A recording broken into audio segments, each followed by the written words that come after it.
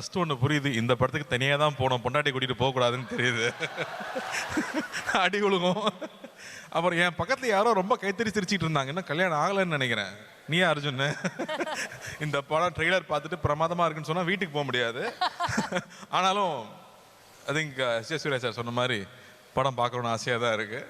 And I think it's gonna be very exciting. ஏன்னா sir சொல்லிட்டு இருந்தார் இல்லையா, மக்கள் தியேட்டருக்கு வந்து என்ஜாய் பண்ணணும், சந்தோஷமாக இருக்கணும்னு எதிர்பார்க்கும்போது இந்த மாதிரி ஒரு லைனில் there are so many fun moments that you can expect. நமக்கு ஒரு பஞ்சதந்திரம் ஒரு கிளாசிக் இருக்குது, அது மாதிரி இன்னொரு கிளாசிக்காக அது வரப்போகுதுன்னு தான் நான் நம்புகிறேன். இது so all the very best for the team, best wishes.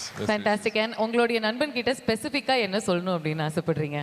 Production, direction, நிறைய ரெஸ்பான்சிபிலிட்டிஸ் எடுத்துக்கிறாரு. இல்லை, இந்த படத்தை பொறுத்த வரைக்கும் அவர் ஹீரோவாக நடிச்சிருவார். ப்ரொடியூசராக அவர் மாறாருன்னு சொல்லும் போதே நண்பனாக நான் வந்து அட்வைஸ் பண்ணல, ஃபோன் பண்ணி யார் ப்ரொடியூஸ் பண்ண போகிறாங்க, யார் பார்க்க போகிறாங்க. ஏன்னா I know it's production it's not an easy job, but I know is capability. இந்த ஃபங்க்ஷன் ஆர்கனைஸ் பண்ண விதமாகட்டும், இவ்வளோ பெரிய இவெண்ட் இது வரைக்கும் நான் ஒரு ப்ரொடக்ஷன் லான்ச்சை தமிழ் சினிமாவில் இப்படி நான் பார்த்ததே இல்லை. So I'm so proud, so proud for what is doing. So let it continue, let it become big success. So அதுதான் ரொம்ப ஆசை, எனக்கு ரொம்ப ஆசைப்படுறேன், பெரிய சக்ஸஸ் ஆகணும். ஆனால் ரவி ரொம்ப அழகாக சொன்னான், ஏன் நான் ஆரம்பிச்சிருக்கேன் அந்த ப்ரொடக்ஷன் ஹவுஸ்ன்னு.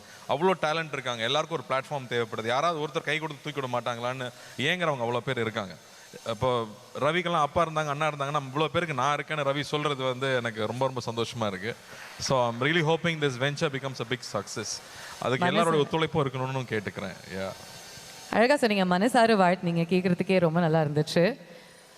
ஆனால் ப்ரோ கோட்னா என்னன்னு உங்களுக்கு முன்னாடியே தெரியும்ல? இல்லை, படம் பார்க்கும்போது நல்லா புரிஞ்சிருச்சு.